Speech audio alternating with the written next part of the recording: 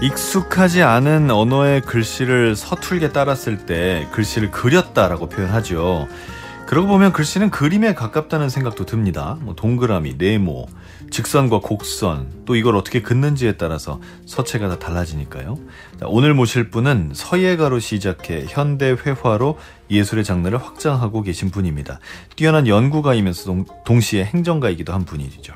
다천 김종원 선생님 나오셨습니다. 어서 오십시오. 네, 감사합니다. 네, 선생님 반갑습니다. 저희 청취자 여러분들께도 인사 말씀 부탁드립니다. 예, 어려운 이야기가 될 수 있겠습니다만은 쉽게 들어주십시오. 네, 절대 어렵지 않을 것 같습니다.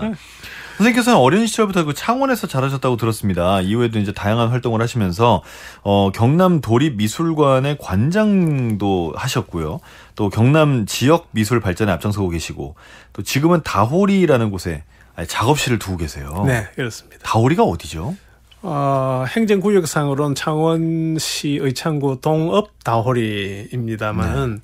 삼한시대부터 거기에 네. 아마 부족 국가 형태의 초기 국가 형태가 아마 그 형성되었던 지역인 것 같아요. 오, 네. 저희가 살게 된 지는 중종 때부터니까 한 400년 됐는데 저희 조상들이. 중종 때부터요? 네. 네. 400년 정도. 네. 400년이 말이 400년이 진짜 엄청 긴 세월이지 않습니까? 그럼 그때부터 집안이 계속 이어져 오는 건가요? 네, 그렇습니다. 완전 그 동네 사람이시네요. 뭐 그 동네 사람이나 하지만 요즘은 하도 뭐 도시가 팽창하다 보니까 네. 다 쪼그라들었죠. 그렇게 됐습니까? 네. 도시는 좀 커지고 이제 도시 외곽에 있는 지역은 좀 작아지고 그랬죠. 그렇죠. 예. 네. 다호리가 그 한반도의 문자 문명의 기원을 보여준 아주 중요한 유물이 나온 곳이지 않습니까? 이게 1998년도 12월 달에 국립중앙박물관에서 발굴을 해가지고 네. 거기에 나온 여러 가지 유물 중에 5자로의 붓이 나왔습니다. 붓이요? 예. 이 붓이 나왔다는 건 문자 사용 시기를 이야기하는 것이거든요. 그렇죠. 네. 이게 이제 기원전 한 1세기에서 2세기 사이의 그 출토물인데, 와. 그러면은 중국으로 치면은 진나라, 한나라 그 사이거든요.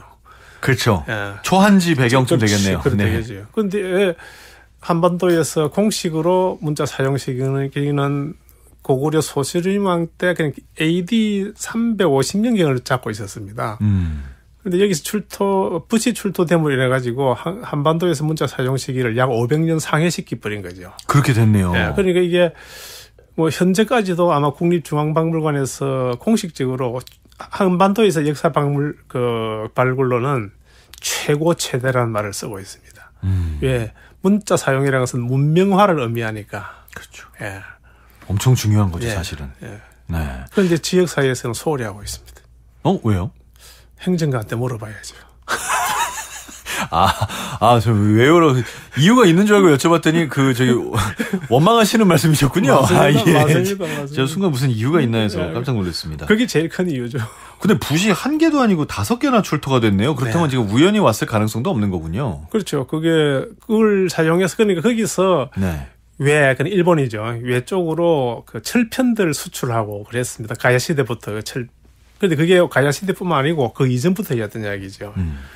그러니까 그게 이제 그 문자를 사용해서 요즘 그 전표, 그 송장 같은 걸 쓰기도 하고 그랬겠죠. 그런데 희한하게 거기는 붓 대롱을 전부 오칠을 했어요. 옷 사용 시기도 동시에 이야기되어져야 되는. 옷을 그때도 썼나요? 한사군 그 낭낭 시대 우리나라 그 한반도에서 네. 옷 공예의 시원으로 삼는데 네. 다오리에서 옷칠기가 나오면서 인해 가지고 옷칠 공예의 시원도 다오리를 잡고 있습니다. 그것도 몇백 년 땡겨졌네요. 그렇죠. 그건 500년 단위인가. 500년 아니라 300년. 네, 300년 정도. 네. 한사군보다 빨랐으니까. 그렇죠. 예.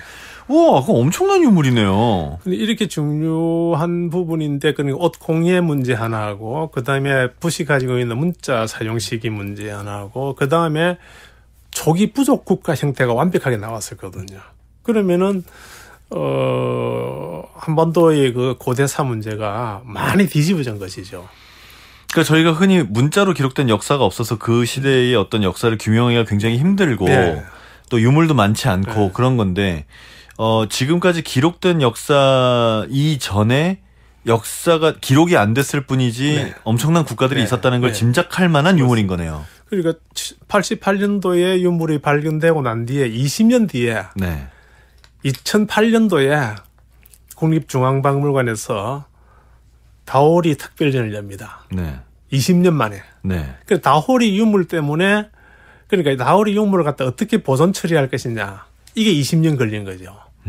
그래가지고 20년 후에 이제 그 발굴 기록하는 전시를 열고 국제 이제 심포지엄도 열고 그랬는데 이 우리나라의 그 고고 유물의 그 보존 처리 문제도 다호리 고분에서 시작된다고 합니다. 그 유물을 어떻게 할 거냐 두고 이제 보존 처리 기술을 갖다가 본격적으로 국박에서 도입하는 그러니까 계기가 예, 시작된 거죠.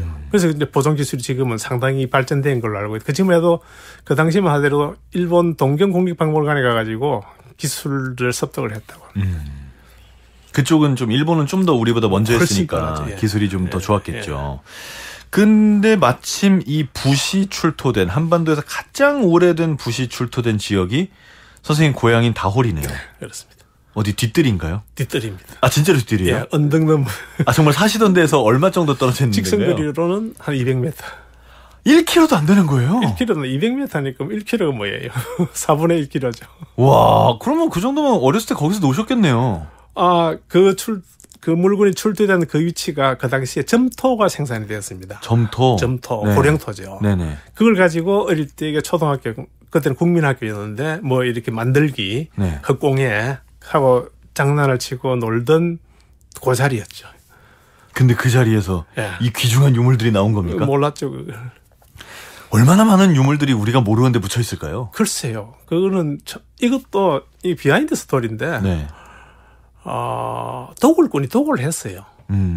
그 도굴 유물을 가지고 국립중앙박물관장을 찾아갔대요. 이 도굴꾼이. 도굴을 해놓고 네. 들고 가서 이거 살아야 되는 거예요.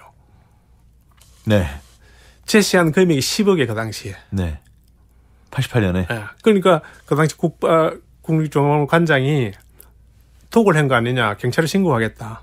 이렇게 이야기하니까 그 도굴꾼이 하는 말이 신고해도 좋다. 그 대신에 이것이 어디에서 나온지 난 말하지 않겠다. 이게 더 중요한 거죠. 협박을 했네요. 협박을 거지. 이 물건이 나온 것은 이것보다 더 하는 것이 좀 묻혀있다. 이야기거든. 네. 그 신동호의 2008년도에 신동호에 그게 기록이 되어 있습니다. 네네. 그래서 국박관장께서 학예실장을 대동하고 이제 뭐 중앙행정 뭐 부처에 이야기해보는 예산이 뭐 갑자기 없잖아요. 88년에 10억이면 아파트 한 5채 살 수 있지 않았나요? 모르겠습니다. 더 살 수 있었던가? 네. 엄청 살 수 있었을 것 같은데. 찾아간 것이 네. 이건희 회장을 찾아갔다 합니다. 그리고 이건희 회장이 이제 관장께서 학예실장까지 대동하고 왔을 적에는 분명히 중요한 일일 건데 무슨 일이냐. 그래 여차여차해서 이렇다 하니까 이건희 회장이 옆에 비서실장 보고 관장님 원하는 대로 처리해드리라. 그래가지고 그 도굴꾼이 위치를 말해주고 한겨울인데도 불구하고 12월 달에 급하게 발굴을 한 거죠. 근데 발굴하고 보니까 관을 드러내는데 그게 목관입니다. 네. 고대는 전부 다 돌무덤 아니면 옹기무덤이었는데 나무로 짠 관이죠. 네, 선사 시대 때는 돌로 했죠. 돌이었는데 네. 통나무를 베어내가지고 가운데를 파고 그 안에다가 부족장의 시신을 넣고 관을 덮어서 그 관 밑에 부장품을 넣은 거예요. 아, 관을 그렇게 만든 것도 사실은 하이테크인데, 그죠? 그것만 하더라도 이미 어마어마한 이제 사건이죠, 말하자면은. 네, 네, 네. 그런데 그걸 드러내고 밑에 바구니가 나오는데 바구니를 드러내니까 부장품 안에 붓이 5장 넣은. 거기에 전부 말하자면은 시체 말로 뿅 가버렸죠. 그런데 이게 더 재미있는 게 그 도굴꾼, 국박, 이건희 회장. 이건희 회장이 돈을 안 줬으면 이게 알려질 수 없었고. 이거는 제가 말이야 그 신동아 2008년도에 맺은 게 그대로 기록되어 있습니다. 네. 야 이게 참 그 도굴꾼 나쁜데 알려줘서 고맙고 이거 뭐라고 말할지 모르겠네요. 그렇죠. 참 나쁘긴 나쁜데 아니 뭐라 그러지? 이거 이율배반적인 네. 선함과 악함이 동시에 있는 거죠. 일단 그 사람 빼고 좋은 사람은 이제 그 당시 관장님과 예. 이건희 회장님은 그러니까 정말 훌륭한 분들이네요. 결론적으로 하면 이건희 회장님의 그 통쾌한 어떤 그런 그러니까요. 인식이 없었으면은 네. 그러니까 그분이 가지고 있는 문화 마인드라고 해야 될까? 역사에 관한 어떤 의식이 굉장했다는 걸 갖다가 방증하는 부분이 아닐까 싶어요. 네. 이건희 회장님 정말 감사한 게 너무 많은 분이세요. 네. 자, 이렇게 해서 선생님 사시던 그 마을 200m 뒷뜰에서 다오리의 유적이 또 유물이 이렇게 엄청나게 발굴이 됐습니다. 그 정도면은 뭔가 이렇게 좀 운명 같은 게 느껴지시진 않으신가요? 묘한 생각은 했었어요. 그래서 꿈속에서 이 붓이라고 하는 것이 가지고 있는 이 의미성은 네. 단순한 역사 문제, 문자 사용 문제가 아닌 인류가 인류인 어떤 정체성을 말해주는 것인데, 그러면 이 하나만 가지고도 지역사회에 굉장한 문화 행사가 될 수 있겠다. 그리고 이것은 확산시킬 수 있다. 그리고 한반도에 사는 한민족들이 가지고 있는 자부심을 좀 더 높일 수 있겠다. 이런 생각들이 꿈속에서도 이렇게 막 그려지고도 한 적이 있었습니다. 근데 또 제 역량의 부족이기도 한데, 이런 이야기들은 이제 제 아우가 이 고전 문학을 전공해가지고 서울대학에서 교수를 지내기도 하고 했는데, 그 아우하고도 여러 번 이야기를 하고 했는데, 아우는 그냥 학자일 따름이고 저는 그냥 예술가일 따름이고 그 이상의 확장력을 가질 수 있는 걸 만들어내지 못해. 이 뒤에는 항상 지방자치정부가 뭔가 그에 대한 인식을 높여야만 가능한 부분. 그래서 아까 행정이라는 말을 쓴 겁니다. 그거야 아직 네. 시간이 더 남았으니까 네. 선생님도 앞으로 어떤 일을 더 하게 되실지 모르는 거죠, 사실. 저도 나이가 좀 들었습니다, 이제. 그래도요. 아직 너무너무 정정하신데요. 그러면 이 시간 이후로 한번 또 용기를 내보겠습니다. 그럼요. 네. 그리고 왜냐하면 선생님께서 지금 그 역할을 많이 하고 계시다고 생각되는 건 문자 문명전을 지금 매년 열고 계세요. 예. 이게 이제 국박에서 2008년도에 다오리 고분 특별전을 갈대소프의 나라 다오리 이래가지고 열었었는데, 네. 그 현장을 그때 개장식에 제가 가가지고 그 당시에 그 학예사들을 만났어요. 그 발굴하러 왔던. 그리고 그분들 이야기 듣고 하면서 이걸 가지고 뭔가 내가 행사를 한번 해봐야 되겠다. 결국에 나는 서예, 이제 문자를 다루는 예술을 하니까 이 붓이 의미하는 걸 가지고 어떻게 한반도의 문자 문제를 통틀어 볼 수 있는 일을 하나 해보자. 그래서 만든 게 이제 문자 문명전입니다. 이거를 어디서 하십니까? 창원 성산 아트홀이라고 하는 문화 공간에서 매년 올해로 17년째 하고 있습니다. 창원 성산 아트홀. 예. 네. 17년째. 그럼 언제 처음 연 거죠? 그건 2009년도부터입니다.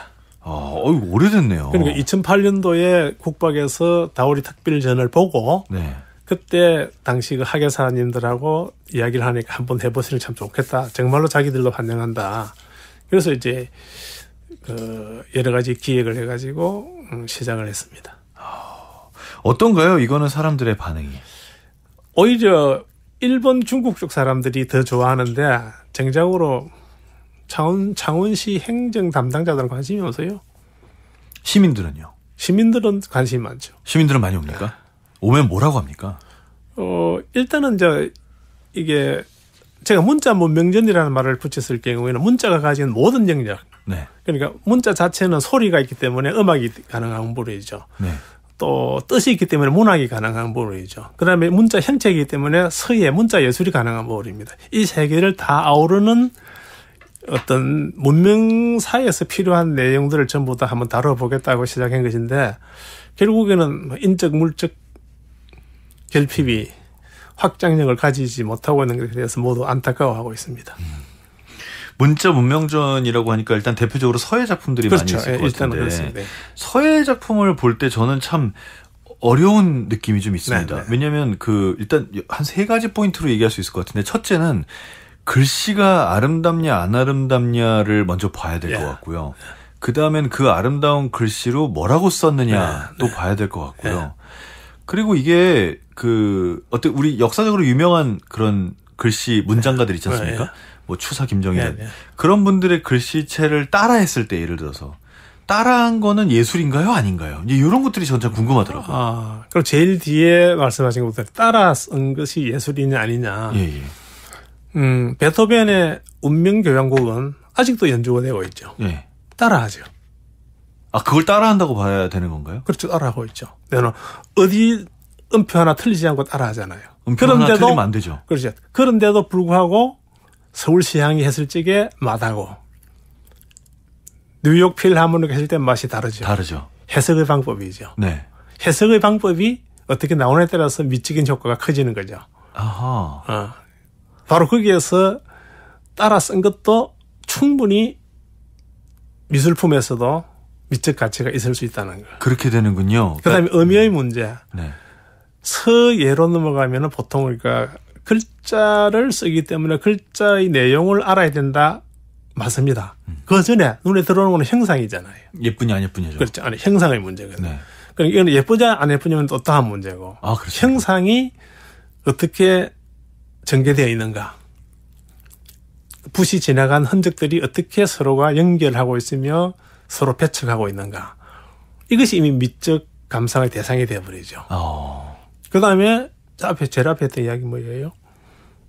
지금 세 개 다 얘기하신 겁니다. 다 했습니까? 네네네. 그러니까 이게 서행위는 네. 그래서 저는 서행이라는 말을 많이 씁니다. 서행위. 예, 글씨를 쓰다가 아니고 네. 서를 행하다. 서를 행하다. 그러니까 인간이 생각의 넓이죠. 사유의 깊이를 네. 보통 드러내고 할 적에 소리로 드러내거나 네. 안 그러면 손에 뭔가 도구를 쥐고 쓰던가 네. 그리던가. 그럼 이 행위는 형상을 좀 더 분명히 하면은 그린다는 말을 할 수 있을 것이고 네. 형상을 갖다가 추상화식 간략화하면은 문자 행태로 가겠죠. 네. 그건 같은 겁니다. 그러네요. 그런데 서라고 하는 것은 행위죠. 행위하는데 이게 예술적이냐 실용적이냐죠. 실용적으로 오면은 글자 의미 전달 체계가 되고 예술 쪽으로 가면 의미 전달이 아니고 내 생각의 전달, 내 감정의 전달, 정서의 전달이 되죠. 이렇게 세심하게 생각해 볼 수가 있군요. 네네네, 좋아요. 네. 그렇기 때문에 서예는 글자 쓰기가 맞습니다. 네.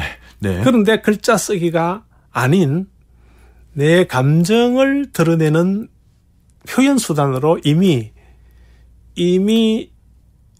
지난 시대에 그러니까 기원 후 조금 한나라 때부터 시작하면은 글씨를 가지고 미적 감상의 대상으로 삼는 기록들이 나옵니다.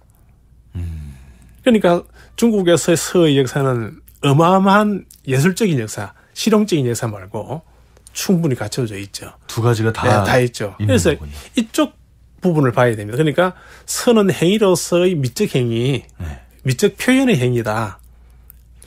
감정이 폭발적일 때와 감정이 잔잔할 때도 얼마든지 글씨 쓰는 행위에서 다 드러낼 수 있다는 이야기예요. 그런데 그 의미마저 알 수만 있으면은 뭐 십전신미 완벽하겠죠. 그러나 의미를 몰라도 이미 형상에서 오는 기운만 가지고도 충분히 감상의 대상이 된다는 사실. 그래서 굳이 서예전에 가서 글자를 읽을 생각을 하시지 말고 형상이 주는 있는 대로 가라. 저도 엄청 읽으려고 하거든요. 그러니까 읽으려고 하는 순간에 서예는 현실에서 멀어집니다. 그래요? 이게 무슨 뜻이야? 이거 맨날 읽으려고 그러고 못 알아보겠는 한자 있으면 핸드폰으로 찍어가지고 찾아보고 그렇습니다. 제가 하나 비유를 들게요. 예. 군에 다녀오셨습니까? 예. 제식훈련 받았죠. 받았죠. 전쟁이 나면 제식훈련 필요합니까? 필요 안 하지 않을까요? 필요하지 않죠. 예. 그러니까 제식훈련 하는 거는 군인을 만들기 위한 형식이죠. 군인 되고 난 다음에는 전쟁터에서는 그 제식훈련이 필요 없죠. 내 마음대로 싸워야죠. 네. 일자는 내가 살아야 되고 내가 살기 위해서는 적군을 물리쳐야 되고. 네. 그러니까 글자도 마찬가지입니다. 글자도 그거다. 네. 근데 선생님 작품을 보면은 진짜 글자를 뭔가 읽어서 그 뜻을 이해한다기보다는 그러니까 그 글씨라는 개념보다는 글씨인 것 같은데 그것보다는 그림 쪽에 더 가까운 느낌이 있거든요. 그래서 이제 그림과 글씨 이제 차이는 사실은 그 손바닥이냐 손등이냐 같은 개념인데. 붙어 있군요. 네.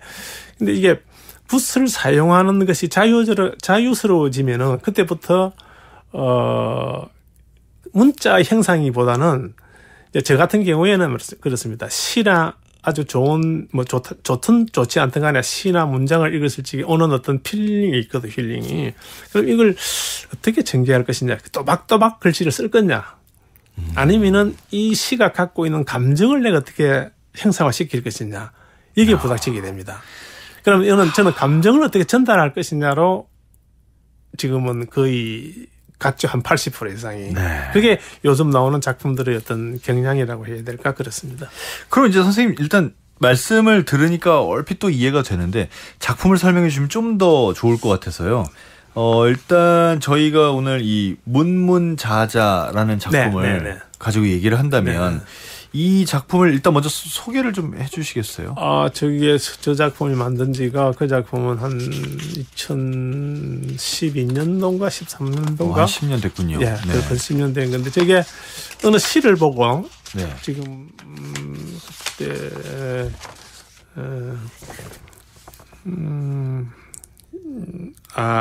이하라고 하는 중국의 당나라 말기에 아주 유미주의 시인이 있었습니다. 네네네. 이분의 시를 갖다가 후세 사람들이 표현하기를 갖다가 귀신의 세계를 썼다. 이런, 그러니까 아주 초현실적인 시입니다. 아주 유미주의자. 그분을 어떻게 표현할까, 어떻게 표현할까 머릿속에서 이런 상들이 떠올랐어요. 그래 바로 이 종이 위로 옮겼죠. 그러니까 저희는 이걸 보면 또 읽기 시작하거든요. 이거 무슨 글자를 어떻게 바꾼 거야? 이거 뭐야? 이거 어디 있어? 이렇고. 저는 일단 저희 맨 왼쪽 아래에 있는 글자를 알 것 같습니다. 이거 불화자 아닙니까? 지금 잘 본 것 같네요. 맞습니까? 아싸, 하나 읽었어. 이 시 내용이 어느 시인, 이 정치적으로 어떤 몰락을 한 사람이 피를 토하고 그 피가 옥이 됐는데 그 옥에서 빛이 나는 걸 노래하는 시예요. 이하라고 하는 분에. 그래서 달빛이 나오고 달 모양도 있고 막 그럴 겁니다. 가운데 그럴 문자도 있는데 그것도 그 얘기겠군요. 예, 그렇습니다. 그러니까 그럴 문자 것처럼 보이지만 사실은 그럴 문자는 아닙니다. 또 아닙니까? 아니죠. 예. 잘못 봤네요. 그래서 아까 형상만 보시라고. 그러니까요. 자, 이게 그러니까 이 그림 하나에 어떤 그 시에 나와 있는 내용이 다 들어가 있기도 하고 시를 읽었을 때 느껴지는 감정이 들어가 있기도 하고 그런 거 아닙니까? 그러니까 일종의 이제 우리 불교에서 보면은 법화경도 좋고 뭐든지 보면 경전 앞에 변상도라는 게 있습니다. 그건 뭐냐면은 변상도라는 것은 그 경전 전체 내용을 회화로, 그림으로 압축시키는 그림이 있어요. 제가 이걸 일종의 그 변상이에요. 이하의 시를 상을 바꾼 거죠. 문자가 아닌. 그걸 변상이라고 합니까? 상을, 얼굴을 바꾼 거죠. 네네. 그 얼굴을 바꾼 게 뭐냐면 그 바뀐 얼굴이 이하의 그분의 시에 대한 저의 감정이죠. 이해이자 감상이자 감정이죠, 이제. 그게 또 다른 형상으로 이제 나온 거죠, 이게. 그렇군요. 그러니까 시가 가지고 있는 의미를 어떻게 전달할 것이냐. 써놓으면은 우리 한 선생님처럼 또 읽으려고 할 거잖아요. 그런데 읽지 못하잖아요. 예, 저는 계속 읽으려고 합니다. 그러면 그걸 갖다가 이제 뜻을 내는 전달해 줘야 돼, 대중에게. 한 선생님. 그러면은 써가지고 안 되니 상을 만들어야 돼, 상을. 그 상을 만들어 주니 뭔지는 모르지만은 요 상하구나. 그 정도까지는 갖지 않습니까? 뜻을 찾기 시작했으면은 첫 글자 읽으려 하다가 다시는 안 쳐다봤을 건데 이상한 상들이 있으니 그래도 두 번은 쳐다보잖아요. 성공했죠, 그럼 드디어. 알겠습니다. 여러분 어떻게 재밌으신지 모르겠습니다. 오늘 서예에 대해서 서예를 현대미술화 했다고 봐야 될까요? 저는 그렇게 생각됩니다만 이 작품 세계를 한번 얘기를 하고 있습니다. 5053님께서 서예가님 집 근처에서 사만시대 붓이 출토된 게 신통방통하네요. 선생님께서 그 기운을 받아서 멋진 서예가가 되셨나 봐요. 1510님 일하면서 듣고 있습니다. 방송 들으면서 마음은 예전의 시대를 찾아가 살고 있는 것 같습니다. 귀한 말씀 감사합니다. 가을 흔적님은 저희 문자 문명전 사진을 오픈 채팅방에 올려드렸는데 그걸 보고 남기셨어요. 먹향이 공기를 타고 오는 듯요. 창원을 문자의 도시로 기억하게 될 듯합니다. 4031님, 선생님 작품은 특히 붉은색이 많네요. 붉은 글자들이 꿈틀꿈틀 움직여서 제게 쏟아지는 것만 같아요. 라고 감상을 남겨주셨습니다. 자, 그럼 여기서 잠시 음악 듣고 계속해서 얘기 나눠보겠습니다. 김영랑, 조두남, 모란, 동백, 이재하의 노래입니다. 김영랑, 조두남, 모란, 동백, 이재하의 노래로 감상하셨습니다. 자, 국악방송 한석준의 문화시대 초대석, 오늘은 서예와 미술의 경계를 허무는 예술가 다천 김종원 선생과 함께하고 있습니다. 자, 앞서서 선생님의 작품 중에 이 문문자자라는 작품을 함께 봤고요. 서화동체, 그러니까 텍스트하고 이미지가 분리되지 않는 그런 걸 추구하신다고 들었어요. 이게 아까 제가 계속 그 글자를 읽으려고 했던 걸 그러지 말라는 그 내용입니까? 네, 그렇죠. 이 문자가 되었던 또는 회화가 되었던 네. 어떤 상황에 대해서 또는 사건, 사물에 대해서 소위 이제 작가라고 하는 사람들이 심리적으로, 정서적으로 또는 이성적으로 어떤 판단한 것을 다시 해석해서 표현 영역으로 간 것이기 때문에 네. 애초에 분리라는 것은 필요가 없는, 장르 자체가 사실은 필요 없는, 그러나 장르를 나누는 이유는 또 있겠죠. 네. 지금 각 미술대학에서 장르 허물기를 거의 하고 있잖아요. 기초적인 소양을 쌓고 나머지는 자기가 알아서 선택하는 형태로 가는 쪽이죠. 그런데 굳이 이쪽에서 항상 글자는 글자, 서예에서는 글자 하는 것만 이야기하는데 그게 아닌 이야기거든요. 그러니까 중국 고대로 올라가면은 조맹부라고 하는 원나라 시대 서화가 있습니다. 네. 뭐 시인이가 그 당시에는 대부분 다 또 지식인들이 또 정치인이 되고 했으니까 이분이 쓴 시 중에 그림을 그려놓고 쓴 시 중에 대나무를 그릴 적에는 한자의 서체 중에서 전서를 쓰는 법칙으로 그려야 하고 난초를 그릴 적에는 예서 형태로 그려야 되고 이런 말을 했습니다. 그래서 서화는 본질적으로 동체라는 말을 갖다가 최초로 했습니다. 네. 네. 그리고 이미 이제 우리나라 같은 경우에 추사 김정희가 이미 서와 동체를 동시에 실현해냈죠. 그분도 역시 난초는 예법으로 그려야 한다. 매화 등거를 그릴 적에는 섭체가 가지고 있는 것을 혼합해서 그려야 돼. 이런 말들을 이미 해놓았습니다. 예. 그게 서화동체. 이거 보고 감상하는 데에서만 나오는 게 아니라 그 작품. 실제 작품을 갖다가 실천하는 데 있어서도 나오는 기법으로 이야기해도 되겠죠. 거기서도 중요하게 생각하는 거였군요. 저희 작품 중에 부적같이 생긴 게 있습니다. 근데 검은 바탕에 그림같이 어떤 붉은색, 이걸 글씨라고 봐야 되는 건지 어떤 긴 뱀인가요? 라고 봐야 되는 건지 잘 모르겠는데 이 통영신명이죠. 통영신명. 네. 이 작품은 어떤 의미인가요?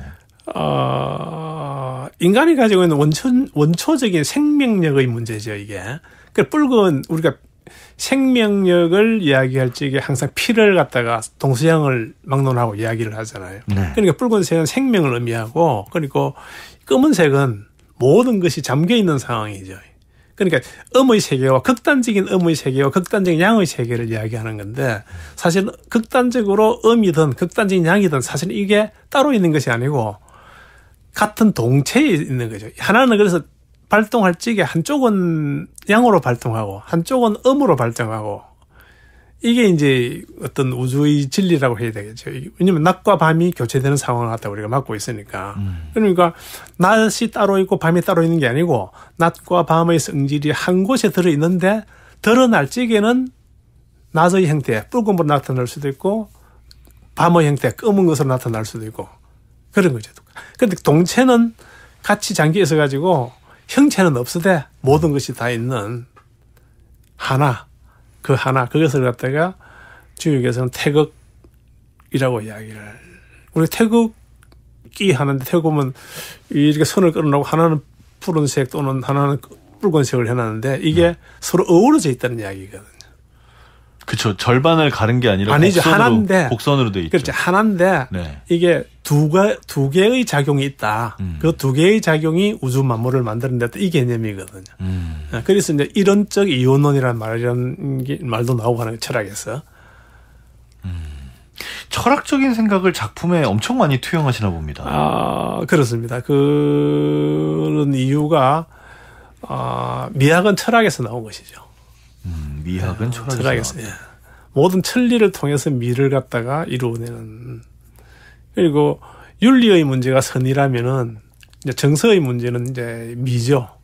그래서 유교 경륜 중에 하나인 그 대학이라는 책에 나오는 게 명명덕, 친민, 지어지선이거든요.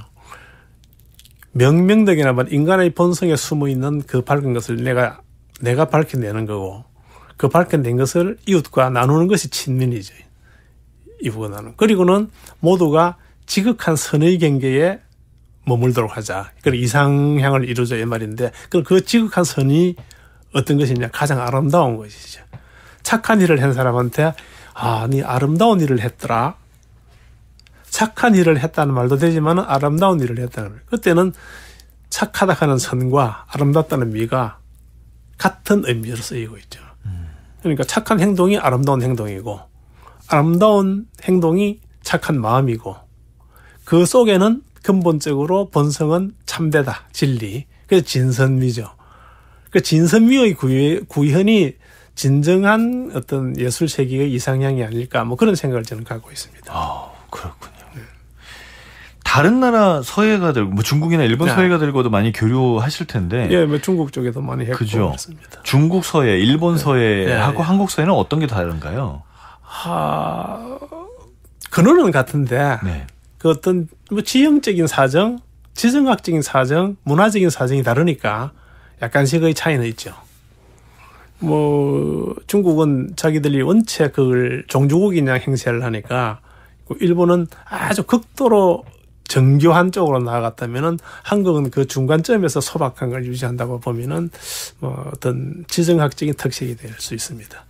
항상 그래서 우리나라는 중국과 일본의 장점도 다 있고 단점도 다 있고 그런 것 같아요. 그래서 비판적으로 이야기하면 어중간하고. 그렇죠. 네. 좋게 이야기하면 다 가지고 있고 그렇죠. 네. 예. 그래서 우리나라 사람들이 이렇게 섞인 걸 좋아하나요? 그래서 뭐 비빔밥이 어떻게 제가 생각하는 걸 이렇게 똑같이 생각을 해주시는지. 알겠습니다. 9943님께서 선생님만의 철학이 확고하셔서 작품에도 그 카리스마가 묻어나온다고 봅니다. 라고 하셨어요. 근데 참 이런 특징들, 그러니까 글자에서 결국 출발하는데 어떤 동양 철학, 한학자의 면모의 생각을 그 작품 세계에 투영을 하신단 말이에요. 근데 이제 지금까지는 그래도 글자의 어떤 모양이 좀 남아있거나 형태가 좀 느껴지는 그런 작품들을 얘기했다면 이제는 아예 형태가 없는 것도 있습니다. 곡신불사 같은 작품. 네. 이건 어떤 작품이죠? 이 같은 경우에는 이제 곡신불사란 말은 노자에 나옵니다. 네. 곡신은 불사하니 이것을 현빈이라고 한다. 말 그대로 꼴짝이의 신은 죽지 않는다. 네. 이것을 갖다 현빈, 아주 현한 검은 암소라고 한다. 라는 말이 있습니다. 이거는 결국에는 뭘 하냐면은 어떤 모든 생명체의 근원이 어디냐. 이것을 곡신은 사실은 이제 여성성을 이야기하는 것이죠. 곡신이 여성성이죠. 여성성이죠. 그러니까 그 여성성이 모든 생명체를 갖다가 지속적으로 태어나게 만들죠. 그 생생, 태어나고 이게 태어나고 태어난다는 사실이 이제 뭐냐. 지속적인 운동감이기도 하죠, 이제. 그래서 가장 원초적인 것은 뭐냐. 하나의 운동일 수밖에 없다. 아까 제가 선은 행위라는 말을 썼습니다. 네. 하나의 행위. 그 한 번 끊는 거, 일획, 이런 이제 개념이 되겠는데 그 한 번 끊는 행위를 통해서 이 가장 원초적인 생명의 흐름이 뭐냐. 그걸 한번 보자고 한 것이 이 곡신불사라고 하는 작품명이 가지고 있는 작품들입니다. 이렇게 작품 만들 때 어디서 영감을 받으세요? 이제 보통 뭐, 이 예술가들, 음악가들 다른 뭐, 영감을 어디서 받습니까? 말을 많이 쓰는데 그 영감이라는 게 밖에서 오는 건 아니고, 자기 내부에 있는 것을 자기가 어떻게 끄집어내느냐죠. 그러니까 끄집어내기 위해서는 뭔가 기회가 있어야 되니까 네. 그것이 독서가 될 수도 있고 여행을 통해서 자연 경관을 보면서 다른 사건 사고를 보면서 느낀 것을 다시 내 내부로 들어가서 내 내면에 있는 어느 한 DNA를 뽑아내는 것이 아마 영감이 아닐까 저는 그렇게 해석합니다. 어디서든지 영감은 올 수 있다는 그렇죠. 뜻이네요. 그러니까 자연 만물이 내 이외의 모든 것이 내 서성일 수밖에 없는 거죠. 그런데 그 서성의 말을 그대로 받아들이면 안 되고 또 그것을 내 스스로 또 소화해내야 되니 그건 결국에 내 내면에 있는 어떤 다른 요인들하고 작용을 시켜야 되는 부분이 있다고 저는 생각합니다. 그럼 영감이 떠오를 때까지 작품을 쓰지 않고 기다리십니까? 아니면 작품을 하려고 마음을 먹으면 영감이 떠오르십니까? 그건 둘 다입니다. 둘 다예요? 네, 둘 다. 이럴 때도 있고 저럴 때도 있고. 개인적으로 선생님 지금까지 해오신 작품 중에 가장 좀 애정이 가는 작품도 있습니까? 애정이 제일 가는 것은 현재 하고 있는 것이 애정이 제일 많이 가죠. 가장 최신작. 예. 내가 지금 하고 있는 거. 현재 하고 있는 거. 그렇죠. 잘 만들어야 되니까. 잘 만들어야 되죠. 그 지금 제일 많이 하는 생각이 투영될 테고. 앞에 한 것보다 더 좋은 것을 만들어야 하니까. 네. 당연히 현재가 제일 애정이 가죠. 오늘 말씀하시는 것만 봐도 충분히 알 수 있습니다. 왜냐하면 너무나 한학자 같은 말씀들을 많이 하셔서. 근데 진짜로 이런 더 훌륭한 작품을 만들기 위해서 뭐 문자학이라든지 종교학, 철학 이런 다양한 분야의 공부를 지금도 꾸준히 하고 계시고 그래서 작업실에는 고서가 가득 차 있다라고 들었습니다. 약 한 2,000권 있습니다. 2,000권이요. 거의 뭐 작은 도서관이네요. 네, 작은 도서관에. 이러한 공부가 선생님의 예술 세계에 어떻게 영향을 주나요?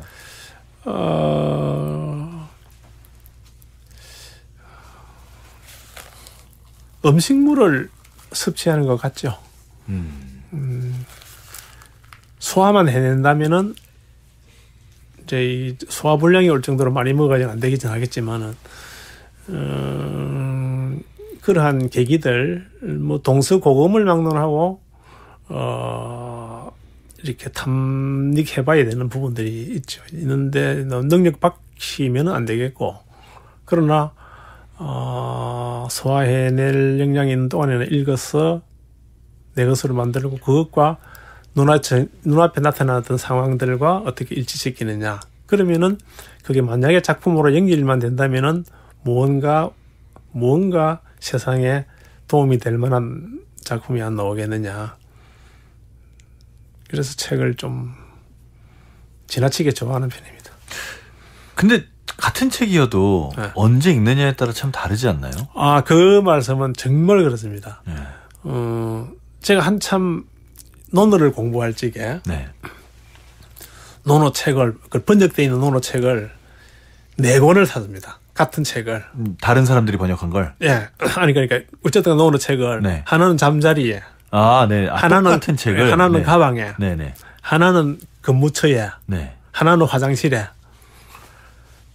그런데 오늘 읽을 때와 내일 읽을 때 상황이 달라지지 않는다면은 나는 어제 사람이라. 네. 그렇게 하면서 어제의 나와 오늘의 나가 내일의 나와는 전혀 달라야 되는. 그러니까 논어의 논어 하기 시습지면 불력 연로와 하는 이 구절 하나가 어제 읽었을 때와 오늘 읽었을 때 상황이 다르지 않다면은 나는 나아가지 않았다. 네. 거기에서 어떤 창작이라고 해야 될까요? 새로운 신선한 마음. 그게 이제 일신 우일신이란 말이 되겠죠. 네. 나날이 그렇죠. 새로워지는. 나날이 새로워지고 지금도 나날이 새로워지고 있으시고. 뭐 그렇지만은 뭐 얼굴은 그대로입니다. 뭐. 네. 뭐 얼굴보다 더 중요한 것들이 점점 더 좋아지고 있으니까요. 마지막으로 앞으로의 계획과 바람이 어떻게 되시는지 궁금합니다. 뭐 그냥 여여하게 그렇게 하던 대로 해보는 거죠. 뭐. 몇 점을 더 남기겠다 이런 생각은 안 하십니까? 그 몇 점 더 남겨가지고 뭐 하겠어요. 그러나 생각이 떠오르면은 해보는 거죠. 예. 그런 목표, 구체적인 숫자의 목표가 있다기보다는 내 생각이 떠오르면 계속하겠다. 예, 그걸 어떻게 현상적으로 정리를 해보느냐. 네. 이제 건강이 허락할 때까지는 한번 정리를 해보는 거죠. 그게 뭐 세상이 좋아할지 안 좋아할지는 저도 모릅니다만은. 네. 알겠습니다. 일단 뭐 오늘 하신 말씀이 너무너무 정말 감사하고 깊은 내용이어서 더 좋았고요. 그리고 이렇게 많은 공부를 하셨는데 더 많은 작품을 남기셔서 우리에게 그 공부를 좀 전해주셨으면 좋겠다는 생각도 듭니다. 이거 어려운 걸 쉽게 말씀해 주시니 고맙습니다. 알겠습니다. 자, 오늘 한석준의 문화실의 초대석 서예와 미술의 경계를 허무는 예술가 다천 김종원 선생님과 함께했습니다. 오늘 시간 내주셔서 감사합니다. 불러주셔서 감사합니다.